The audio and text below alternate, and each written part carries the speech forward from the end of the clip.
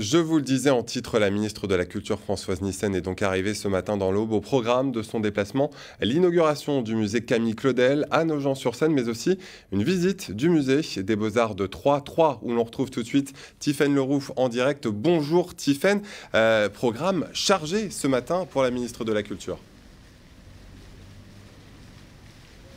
Oui, il faut être tonique pour la suivre. Ce matin, Madame Nyssen, elle est allée à la médiathèque de Troyes et là, elle vient de s'engouffrer au musée des Beaux-Arts qui, je vous le rappelle, doit être rénové et accueillir dans quelques temps les découvertes archéologiques de Lavaux.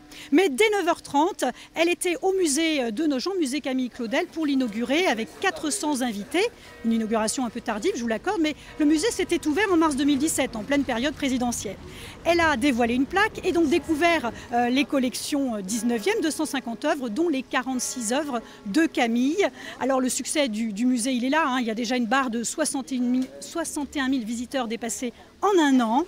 Mais pour la ministre de la Culture, il y a eu aussi ce jeu de séduction. Elle a dit qu'elle avait été un peu changée par cette visite et qu'il portait, ce musée, un message républicain et l'émancipation féminine. On écoute Françoise Nyssen. J'ai été touchée par plein d'aspects. J'ai été touchée par l'envie de faire partager cette histoire qui s'est passée ici. Cette histoire, cette transmission d'un artiste à l'autre. C'est la première chose qu'on remarque.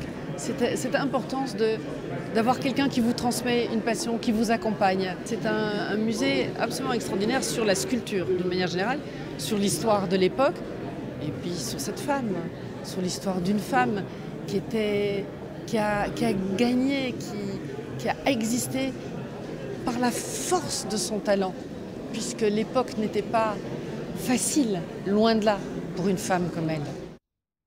Merci Tiffaine, merci également à Olivier Mayer pour la réalisation de ce direct.